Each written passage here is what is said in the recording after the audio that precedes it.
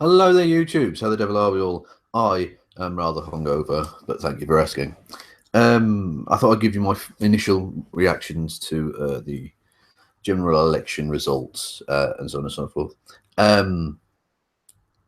As we know, the Conservatives were expected to do really well, and it was basically a fucking disaster for them.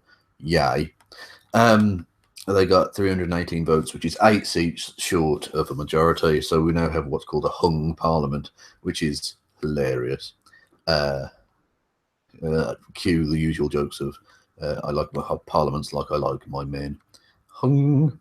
Yeah, and obviously in alliance with general erection jokes and so on and so forth. Yeah, so we're hung parliament. No one's got a majority. So Theresa May is going to at least try and stay on as prime minister with a minority government backed up by the Democratic Unionist Party, which is Party for Northern Ireland, who have 10 seats, which would give them a majority of 2 in the House Parliament. And it's quite ironic, really, that she's decided to go with the DUP, because having spent the entire election campaign trying to smear Jeremy Corbyn as a pal of terrorists, she's now done a deal with a bunch of terrorist sympathisers, albeit from the other side, as it were. Even though Jeremy Corbyn was trying to make peace, and it seems that Theresa May is not really bothered about peace, particularly, having sided with the DUP and kicked the hornet's nest that is Northern Ireland. Thanks, Tess. Oh, anyway, yeah. So she's going to try and limp on, and she's full of shit, utterly full of shit. She said that this is going to bring us, a period of calm and all that bollocks. Also, she said that she's going to try and make it last the full 5 years. There's no fucking way this government is going to last 5 years. Not a chance. Yeah, there's just no way. I'd be very surprised if there weren't another general election very soon. Probably in October, it would appear. I would certainly think that would be how it goes, but we'll see. Either way, basically, she's jeopardised the Northern Ireland peace situation, which is sort of tentative as it is with the political situation there, and of course is going to piss probably billions, it would imagine, into Northern Ireland in order to get those 10 DUP votes. Even though we're supposedly a broke nation, but she's going to have to give them lots of UK taxpayer money in order to secure that. So, again, putting party before country. What a scumbag. Anyway, let's look at some positives. What was expected to be a massive Tory majority, and people really were talking about 100+ majorities at the start of the election campaign, has been whittled down enormously. And it's been whittled down in the best way possible. The Labour Party fought against a smear campaign against Jeremy Corbyn and John McDonnell and all the rest of his top team, Diane Abbott especially. No racism involved there, obviously. Although it's interesting to see that Diane Abbott's, the Shadows Home Secretary, had a massive increase in her majority, and Amber Rudd, the Tory Tory Home Secretary, squeaked through by about 300 votes. So, strong and stable. Yeah, so they fought against that, and they fought on the back of socialism. And this is the thing, and when I say socialism, I mean democratic socialism, as opposed to like Marxism or whatever particular smear certain people would want to put on them. Yeah, democratic socialism is back very much on the agenda of national politics in Britain now, because we've seen the Labour Party run on that quite sort of old school Labour socialist platform and do extremely well, and it's been very popular by and large. It's inspired a huge number of younger people, it would seem. The exact figures aren't quite through yet, because obviously the votes have just been counted and all the rest of it, but it would seem that there's been a much more significant turnout of younger people, which bodes well for the future as well, of course. And they've been inspired by a genuinely left-wing campaign. So that's fucking awesome for a start off. And it's forced the Tories back toward the centre ground, because they've realised that their right-wing policies, their very right-wing economic policies, have been phenomenally unpopular the dementia tax, especially, was been hugely unpopular, and their cuts to corporation tax and so on have not gone down well at all. So it's forcing them back toward the centre ground. And what's especially aided in that, of course, is that UKIP are now dead. I mean, UKIP are fucking dead. They finished on 2% of the vote. 2%. That means that they finished in 5th place, even behind the Green Party, which is a pretty phenomenal achievement. Well, a phenomenal achievement from the Greens. The Greens did quite well. But just a ridiculous collapse from UKIP, and that's brilliant. There are no UKIP MPs. I mean, they've never had a from-scratch MP where they had literally a person who wasn't an MP who got elected by UKIP. They've had people who defected and then got re-elected by incumbency and all the rest of it. And it seems that's the way it's going to be forever, because UKIP are dead now. So dead, because their whole raison d'etre, if you pardon my French, is gone now. You know. Yeah, so that's definitely dead.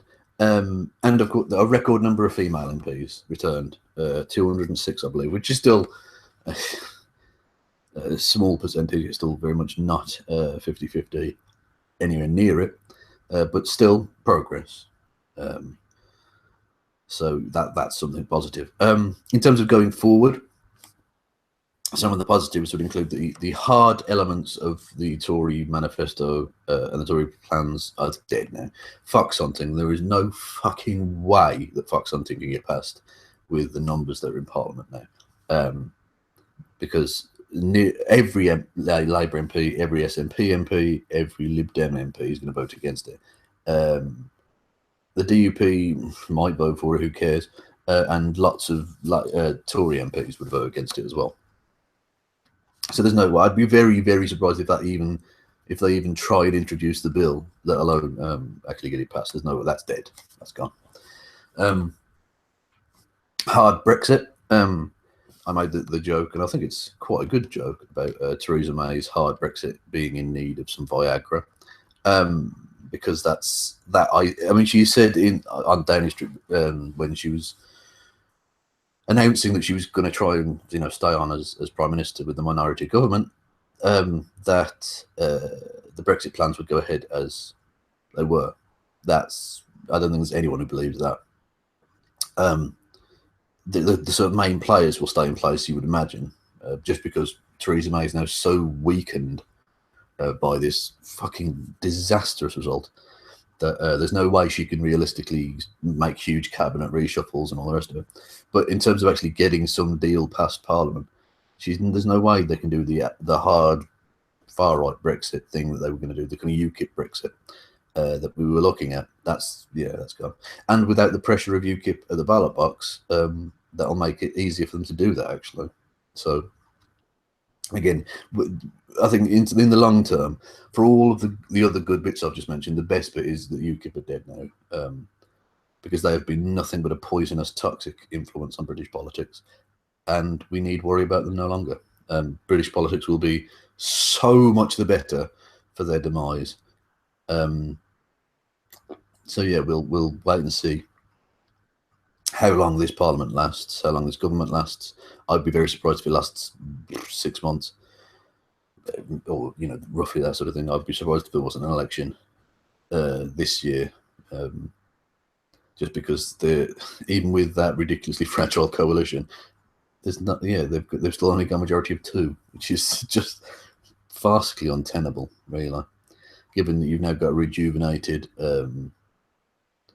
Labour Party who are genuine opponents, they're not. And can the Blairites now shut the fuck up? Really? They kept saying for fucking years and years, if you run on a left-wing ticket, you can't win.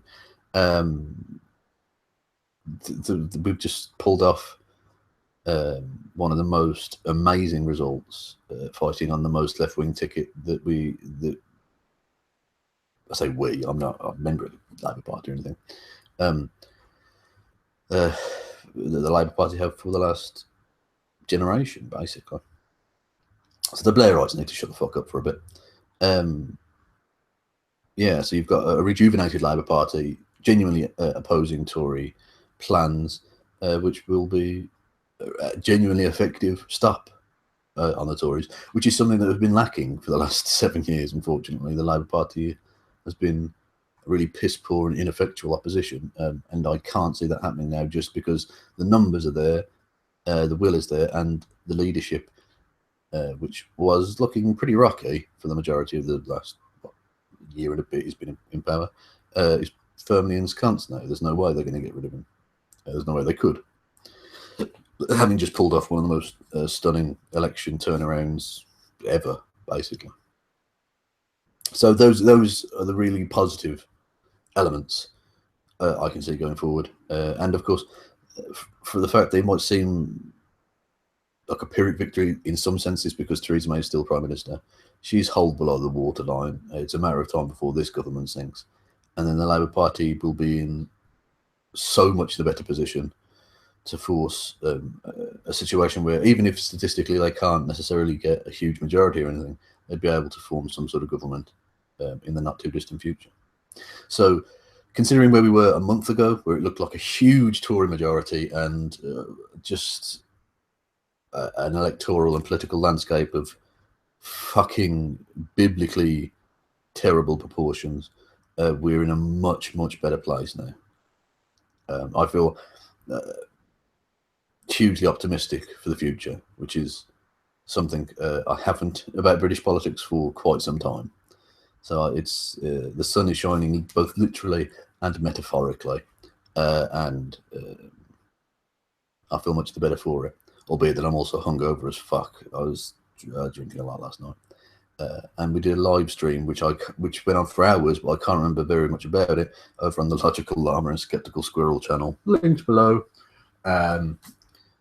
Yeah, with Rolands and Winters and some other peeps, and it was, I don't remember virtually any of it. But there you go. I did film some vlog stuff that I was going to put together as like a compilation vlog of the day, of the election day, but I look back at it and it's just me rambling. It's rubbish. I'm not putting that. That's not fit for public consumption. But anyway, yeah, it was a lot of fun. Yeah, and yeah, things are looking up. So I'm going to stop fucking rambling now and just say thank you all for listening and watching. I'm sure I'll be back in the not too distant future to talk about this again, because it's by no means a settled situation at all. Thank you all for listening and watching. Pip pip.